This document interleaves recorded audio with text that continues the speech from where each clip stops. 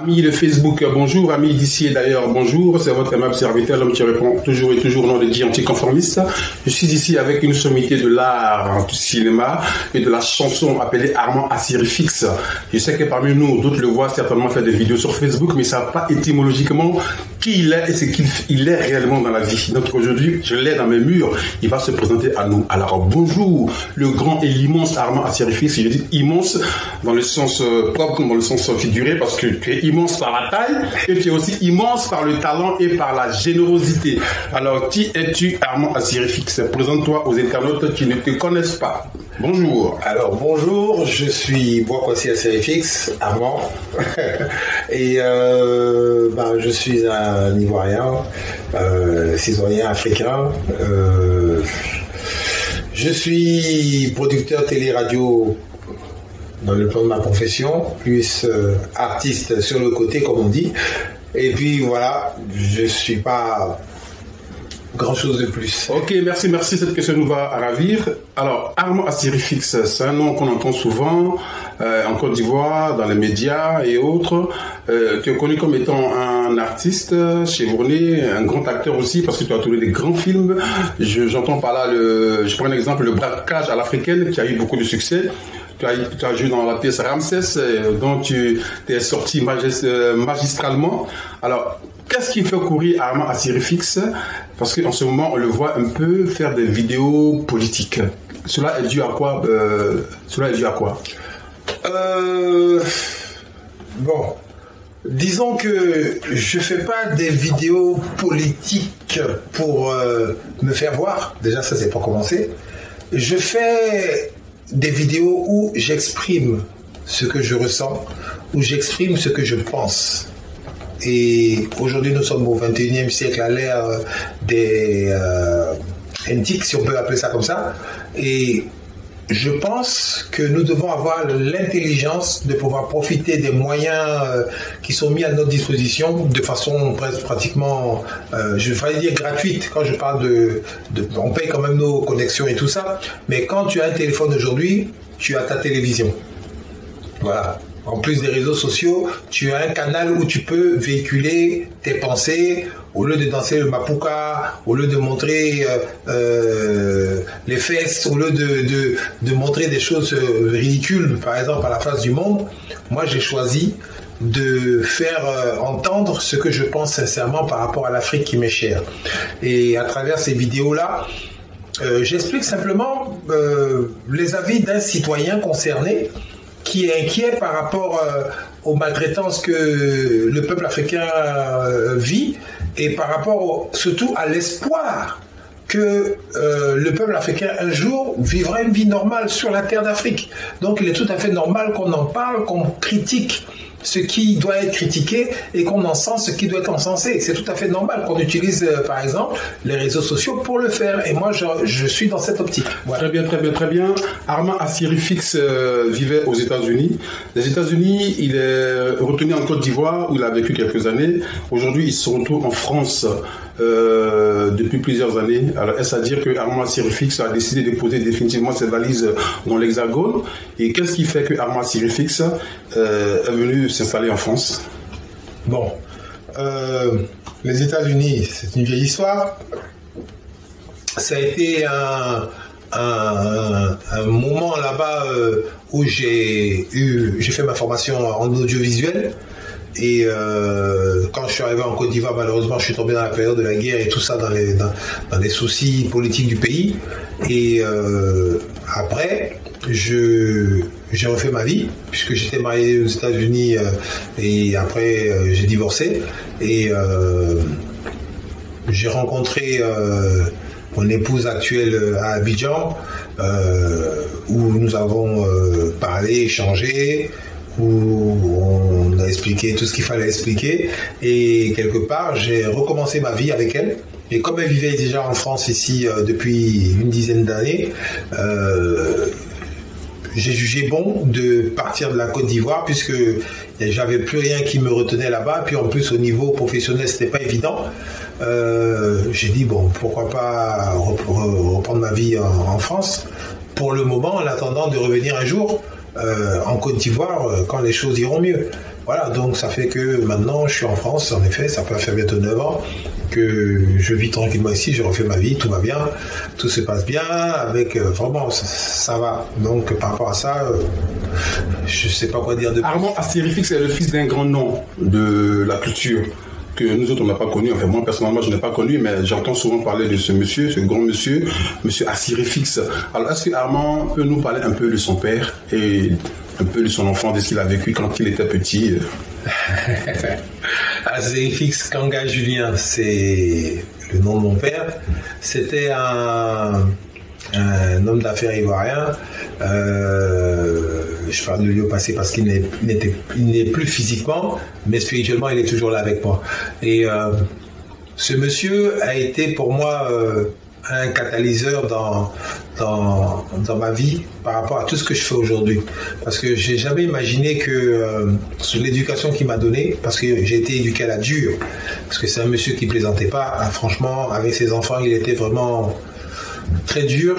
On ne comprenait pas au départ, parce qu'on se disait qu'on le prenait pour quelqu'un de méchant, de trop dur, de trop... alors qu'en fait, le monsieur, il nous inculquait simplement un caractère et nous apprenait à nous débrouiller dans la vie, parce qu'au départ, il nous a vraiment gâtés, parce que moi personnellement, il m'a mis dans les meilleures écoles en France, il m'a mis dans les meilleures conditions, franchement je n'ai manqué de rien, j'ai été très tôt dans tous les pays du monde, on a voyagé en partant en vacances et tout. J'ai vraiment voyagé, j'ai rencontré beaucoup de gens et j'ai eu la chance aussi de fréquenter des familles quand même assez aisées ici en France. Par rapport à ça, j'ai appris vraiment tous les codes, par exemple de l'aristocratie, tous les codes de la vie aujourd'hui de ceux qu'on voit en France. On dit oui, ce sont les grands types et tout ça. Là. Je connais grâce à mon père le mécanisme de ces gens-là. Je connais leurs codes et tout ça. Parce que c'est important par rapport à ce que je fais aujourd'hui. Par exemple, quand on parle de politique et tout ça, la plupart du temps, on a affaire à ces gens-là qui ont grandi dans ces codes-là et aujourd'hui qui sont des politiciens, qui sont des hommes politiques et qui décident actuellement le futur de l'Afrique en général et de la Côte d'Ivoire en particulier. Voilà pourquoi je dis toujours colonie Ivoire, parce que nous ne sommes pas encore un pays. Pour moi, nous ne sommes pas encore un pays, nous sommes une colonie puisque c'est Paris qui décide tout. Et il est temps maintenant que nous puissions, on a assez grandi, on a assez vécu dans les jupons de Paris, maintenant il est grand temps que nous puissions nous prendre en charge nous-mêmes en colonie Ivoire, que les aides de la France ne soient plus prises dans les poches des Français. Donc ce que je dis là, c'est pour que les Français puissent vivre mieux avec leur argent, qu'on n'ait plus besoin de leur aide, qu'on n'ait plus besoin de tout ce qui pénalise le peuple français. Parce que quand on dit que oui, on doit aider l'Afrique, on doit aider la Côte d'Ivoire, on doit envoyer des subventions en Afrique, on doit faire tout ça. Nous, on ne veut plus de ça aujourd'hui. On veut vraiment que les Français profitent de leur argent et que nous, maintenant, en Côte d'Ivoire, on puisse vivre aussi de ce que nous avons. Donc, je me bats pour que nous puissions défendre nos intérêts maintenant, nous, et que la France puisse être en vacances, quoi. Voilà. Très bien. Au début de l'interview, j'étais présenté comme étant un grand acteur de cinéma, un grand homme de culture, et, cinéma, chansons et autres. Donc, tu en es où au niveau du cinéma et au niveau de la chanson, vu que tu es un peu occupé à faire autre chose en ce moment? Tu en es où concrètement au niveau de la chanson et du cinéma? Est-ce que Armand Assirifix est toujours actif musicalement parlant et sur le plan de la culture? Oui, bien sûr. Alors, on dit, on est artiste, on ne devient pas artiste. Et on est chanteur, on est acteur et tout ça. Et puis un jour, on s'arrête pas, à part que quand on est couché dans la tombe. Sinon, tant qu'on est vivant, on est dans le métier. Moi, personnellement, j'ai mis une pause présentielle, si je peux parler comme m'exprimer ainsi. J'ai mis une pause présentielle sur les écrans parce que je me dis qu'il y a quelque chose qui urge. La prise de conscience d'abord de nos problèmes, parce que la culture, elle peut se développer que quand un pays fonctionne correctement. Et il est important que, justement, le fonctionnement de ce pays-là, qui est basé sur la liberté, j'ai failli dire démocratie, mais ce mot même aujourd'hui ne me dit plus rien, sur une bonne organisation en tout cas, qui fera en sorte que les citoyens puissent vraiment s'exprimer par rapport à tout ce qu'ils ont envie de faire, qu'ils puissent vraiment s'exprimer et que l'État par exemple, aide la majorité des gens qui sont vraiment méritants d'abord pour commencer et qui puissent vraiment faire sortir le meilleur d'eux-mêmes dans leur pays. Donc par rapport à ça, je trouve plus important de mettre en œuvre ou bien d'influencer des politiciens qui vont pouvoir mettre cette base dans un pays en valeur. Et après ça, maintenant, au niveau culturel, je pourrais maintenant m'exprimer parce que j'aurai un esprit libéré, puisque je sais que toute la jeunesse, toutes les personnes qui méritent, qui ont envie de faire quelque chose, sont libres de faire ce qu'ils ont envie de faire. Et par rapport à ça, vraiment, pour moi, c'est plus important de m'occuper de ça d'abord que de m'occuper de moi, de ma carrière artistique. Je peux, à tout moment, on peut faire du cinéma et de la musique. Mais très bien, compte tenu de ces prises de position qu'on voit un peu sur la toile, est-ce qu'Armand Sirifis pense qu'il peut aujourd'hui rentrer dans ce pays, la Côte d'Ivoire, sans être menacé ou sans risquer quoi que ce soit? Oh, vous savez, je ne crois pas en tout cas. Personnellement, quand je réfléchis, je ne crois pas que M. Ouattara, qui est actuellement le patron en Côte d'Ivoire, puisse me chercher moi personnellement, bien essayer de m'embêter moi personnellement. Je ne crois pas. Par contre, les zélés supporters des partis politiques ou bien les zélés qui sont au sein de son groupement politique, certains peuvent faire des bêtises, des sottises, des choses pas réfléchies pour essayer peut-être de m'embêter ou bien de me gêner ou bien quoi ça. Par contre, je pense plus à ça. Mais si c'est par rapport à M. Ouattara lui-même, je crois qu'il a beaucoup d'autres chats à fouetter que de s'occuper de moi qui ne fait que m'exprimer à travers les réseaux sociaux. En plus que je n'insulte personne, je ne fais que donner des opinions, mes opinions, et critiquer ce qui est critiquable et puis encenser ce qui doit être encensé. Donc par rapport à ça, franchement, j'ai pas d'inquiétude, mais par précaution, je préfère ne pas me rendre en Côte d'Ivoire actuellement parce que je n'ai pas envie d'être la victime d'un zélé quelconque au niveau des institutions pour juste m'emmerder, c'est tout. Donc franchement, il est mieux d'attendre que la situation soit vraiment sécuritaire pour tout le monde et qu'on puisse rentrer tranquillement pour travailler pour l'avancement du pays. Voilà. Bien, très bien. Quels sont les projets à court et à long terme de Armand Sirifis? Est-ce que, bon, si pour musicalement parlant, je vais prendre l'exemple de la musique, est-ce qu'il a sorti une œuvre récente et il en est où voilà. Quels sont ses projets à court et à long terme? Alors, mes projets actuellement, je travaille. J'ai des compositions sur lesquelles je bosse avec certains arrangeurs et tout ça. Mais tout ça, comme on dit, la musique pourrit pas. C'est au frigo, c'est là, tranquille. Et on a des maquettes, on a des choses qu'on est en train de faire pour pouvoir un jour les faire sortir s'il le faut. Et puis aussi, il y a une organisation qui se met en place par rapport au futur parce que j'ai vraiment envie de m'occuper de la jeunesse. J'ai vraiment envie de permettre à des jeunes talents de pouvoir s'exprimer. Donc par rapport à ça, on cherche l'argent, comme on dit. On est en train de griller, on est en train de chercher l'argent pour pouvoir avoir une structure solide qui va permettre à des jeunes, par exemple, qui sont en Côte d'Ivoire ou bien en Afrique, en général, mais en priorité en Côte d'Ivoire, qui ont du talent et qui n'ont personne pour les aider, pour les conseiller, leur donner une direction, une orientation. Donc, on travaille pour avoir justement les moyens de pouvoir être libre, en fait, parce que j'ai remarqué que quand tu n'as pas l'argent, pour pouvoir, par exemple, faire la promotion d'un album, payer ce qu'il faut aux gens pour avoir le meilleur résultat par rapport à un travail, ben c'est pas bien. Donc par rapport à ça, c'est ce qui fait qu'on insiste pour travailler dur pour avoir les pépettes, comme on dit, l'argent pour pouvoir faire ce que nous avons à faire. Donc dans le futur, nous avons l'intention d'aider la jeunesse ivoirienne à pouvoir s'exprimer sur le plan culturel, en tout cas parce que c'est ce que nous maîtrisons de notre côté. Très bien, très bien, très bien. Compte tenu de la situation sociopolitique qui prévaut en Côte d'Ivoire, puisque Armand est désormais un acteur assez actif, voilà, sur les réseaux, qu'est-ce qu'il pense de la situation qui prévaut dans son pays, la Côte d'Ivoire, de l'accalmie plus ou moins à laquelle on assiste? Est-ce que ça sera de longue durée ou bien est-ce que selon lui il y a encore des inquiétudes et qu'est-ce qui l'inquiète en ce moment par rapport à tout ce qui se passe en Côte d'Ivoire et qu'est-ce qui le rassure? En fait, je ne suis pas inquiet du tout par rapport à ce qui se passe en Côte d'Ivoire parce que pour moi c'est un processus. Vous savez, des fois, spirituellement parlant, il faut être éprouvé pour pouvoir rebondir et puis choisir vraiment une direction vraiment bien. choisir un mode de vie, choisir une politique, même je dirais, choisir vraiment doit faire des choix qui seront favorables à tout le monde. Donc il est important qu'il y ait une crise, il est normal qu'il y ait quelque chose, parce que sans la lumière, il n'y a pas d'obscurité. Et sans l'obscurité, la lumière n'a pas de valeur. Donc par rapport à ça, il faut forcément qu'il y ait ce côté obscur que nous traversons pour que la lumière demain puisse venir. Et nous travaillons dans ce sens pour que la lumière puisse être enfin exposée. On enlève tout le voile et puis maintenant la lumière s'exprime. Donc c'est ce que nous faisons à travers le travail de pédagogie, le travail d'explication, le travail d'éveil de conscience, le travail de compréhension que nous sommes en train de faire. Parce que si vous voyez les vidéos des gens, il y en a qui passent leur temps à s'insulter. Par parti interposé, tout ça. Il y en a d'autres qui expliquent maintenant la géostratégie, la géopolitique mondiale, vraiment les enjeux qui sont en train de se passer. Et mon espoir, même pas mon espoir, ma certitude, c'est que les choses sont en train de tourner en faveur de tous ceux qui ont souffert dans le passé.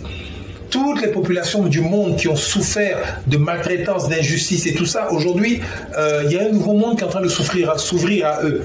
Et par rapport à ça, je ne vois pas qui sera assez stupide pour retourner avec ceux qui les ont fait souffrir tant d'années.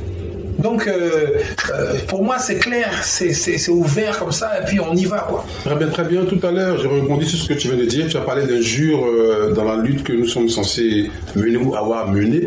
Alors, comment tu comprends le fait que des gens qui ont mené le même combat, plus ou moins, qui étaient dans le même combat, se combattent entre eux aujourd'hui et selon eux, c'est le combat de la libération de la Côte d'Ivoire qu'ils mènent. Alors comment tu arrives à comprendre ce paradoxe?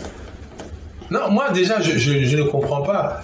Quand je vois des gens qui se sont battus pour la libération du président Gbagbo Keïta, qui avait été injustement incarcéré avec M. Blé Goudé, aujourd'hui, par exemple, quand je vois des gens qui sont en train de s'insulter par médias interposés, par vidéos interposées, je me demande si vraiment ils ont compris en fait ce qu'ils étaient en train de faire depuis le départ. C'est la question que je me pose.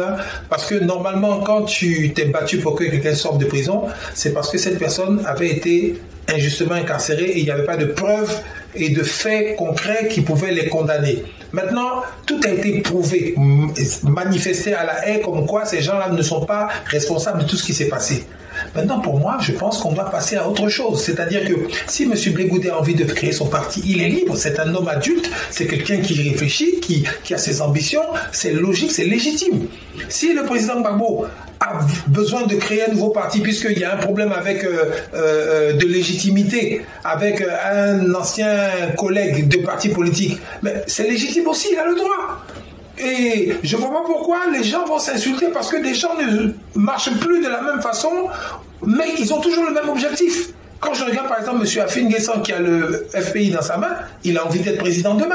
Quand je regarde le PPACI, avec M. Gbagbo aussi, ou bien Maman Simone Gbagbo, eux tous ils ont envie d'être président, d'avoir les rênes du pouvoir pour pouvoir décider et envoyer le pays vers une meilleure destinée.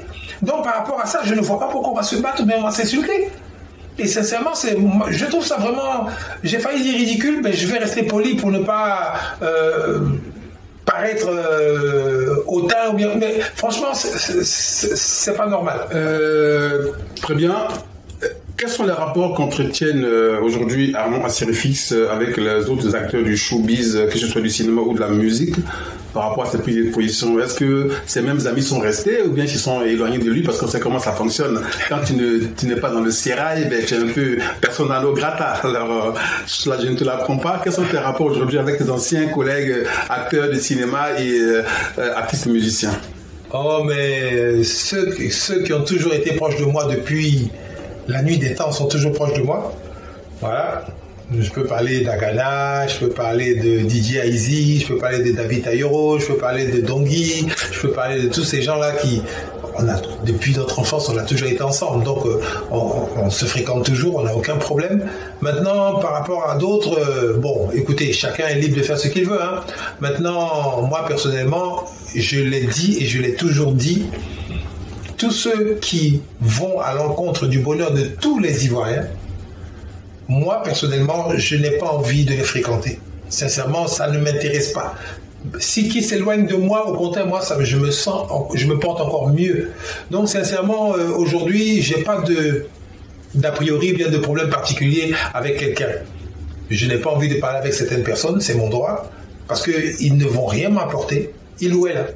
Ils ne vont rien m'apporter de concret, parce que moi actuellement je suis à la recherche de la justice, je suis à la recherche de l'équité, à la recherche du bonheur de tout le monde.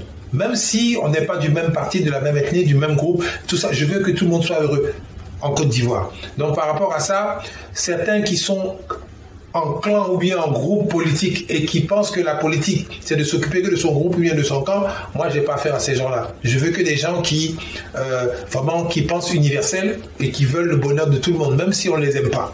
Donc voilà. Donc leur compagnie ou pas, ça me très bien. Au moins voilà qui est créé, qui est dépourvu d'hypocrisie. Tu dis les choses sincèrement comme tu les ressens et ça j'aime bien ce côté-là. Question affairage. Avant dernière question, est-ce que M. Armand Assirifix est marié? Si c'est le cas, combien d'enfants a M. Armand Assirifix? Les Ivoiriens aimeraient bien savoir ce côté.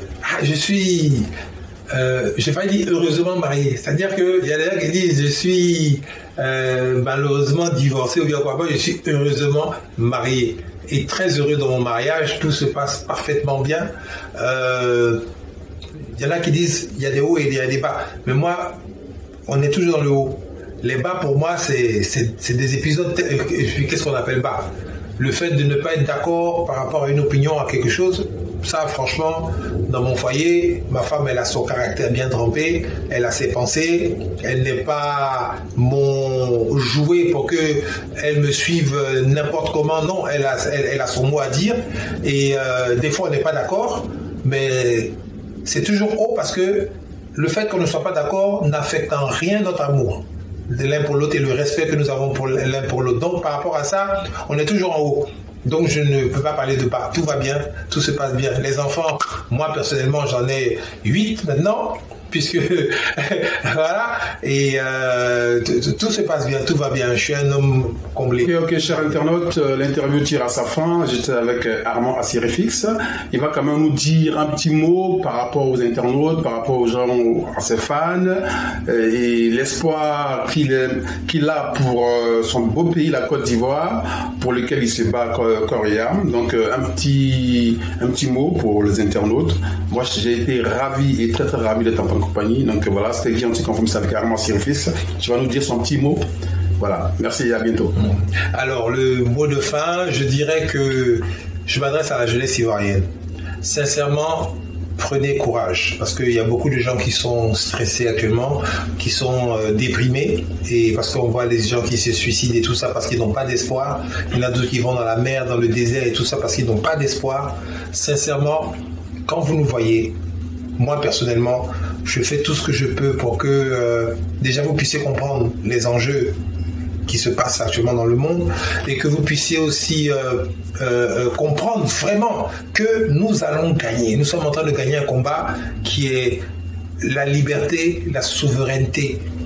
Et parce que sans la liberté, sans la souveraineté, c'est-à-dire que sans le droit de penser comme on veut, de réfléchir comme on veut, même le droit de faire des erreurs.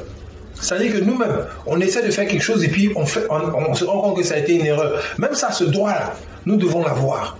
Nous devons pouvoir faire les choses par nous-mêmes. Ce que nous décidons nous-mêmes, ce que nous pensons nous-mêmes, bon pour nous. Parce que ce qui est bon pour nous, c'est pas bon pour les Français, c'est pas bon pour les Américains. Et ce qui est bon pour les Français, c'est pas bon pour nous forcément.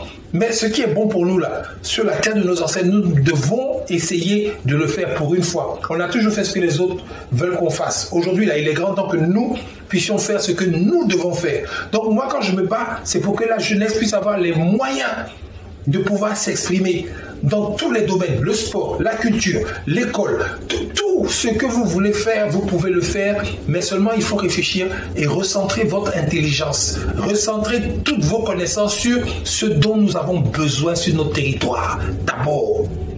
Parce que c'est là que vous allez faire votre argent, parce que quand tu vas créer par exemple quelque chose qui va servir aux Ivoiriens, ils vont acheter.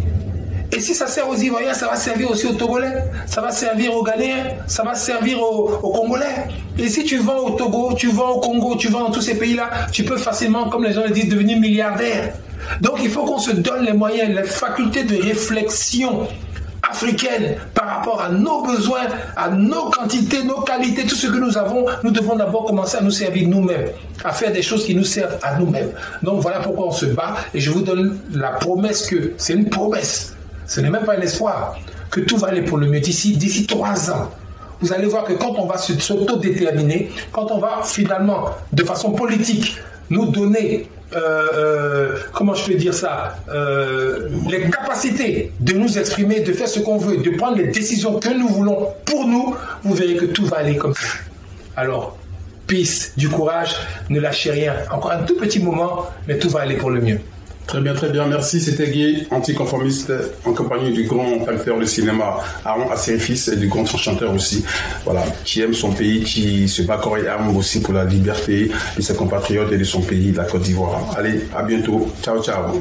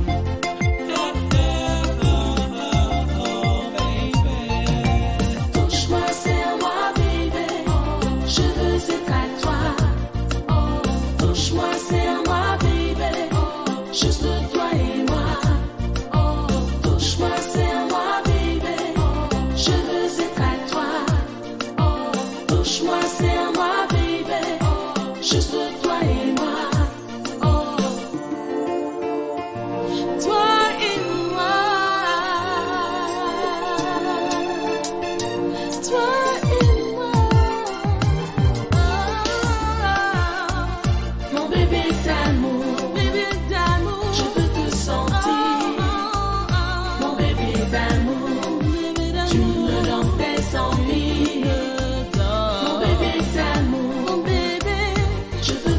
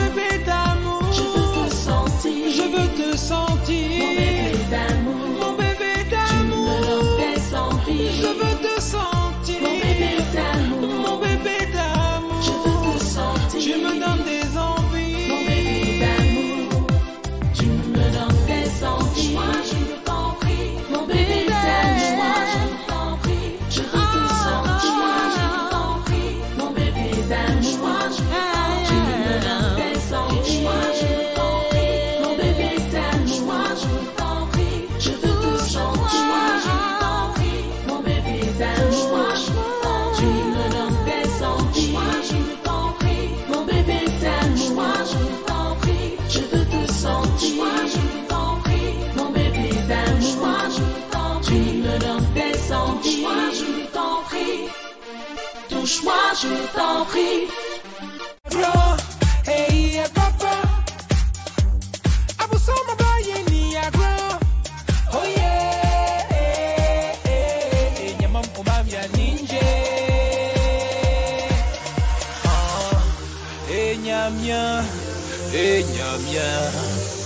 Miye awonton nyinyati minyaje. Iye nyamya yakiye. Oh.